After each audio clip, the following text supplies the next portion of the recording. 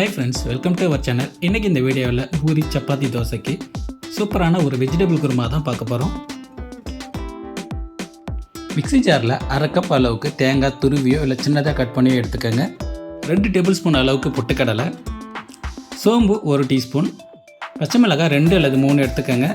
முந்திரி பருப்பு கொஞ்சம், கசகசா அரை டீஸ்பூன் எடுத்து கொஞ்சமாக தண்ணி சேர்த்து ஃபைன் பேஸ்ட்டாக அரைச்சிக்கோங்க. குக்கரை ஹீட் பண்ணி ஆயில் சேர்த்து பட்டை, கிராம்பு, ஏலக்காய் சேர்த்து லைட்டாக வதக்கி அதில் நீல வாக்கில் கட் பண்ண 2 பெரிய வெங்காயம் சேர்த்துக்கோங்க.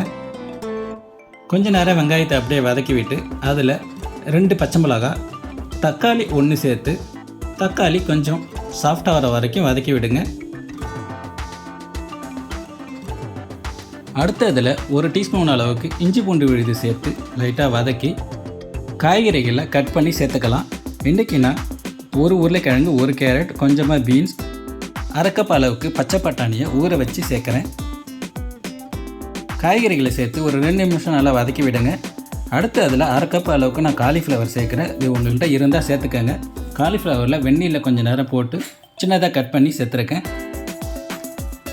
காலிஃப்ளவர் சேர்த்ததுக்கப்புறம் நல்லா மிக்ஸ் பண்ணி மசாலா போட சேர்த்துக்கலாம். கரம் மசாலா அரை டீஸ்பூன், மஞ்சள் தூள் 1/4 டீஸ்பூன், மிளகாய்த்தூள் அரை டீஸ்பூன், தேவையான அளவு உப்பு சேர்த்து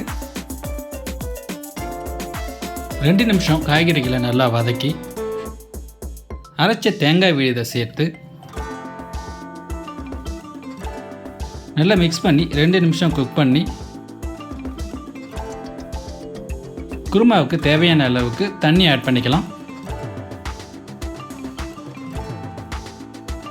குருமாவை நல்லா மிக்ஸ் பண்ணி விட்டுக்கலாம். லைட்டாக ஒரு கொதி வந்ததுக்கப்புறம் குக்கரை மூடி 4 விசில் விடுங்க.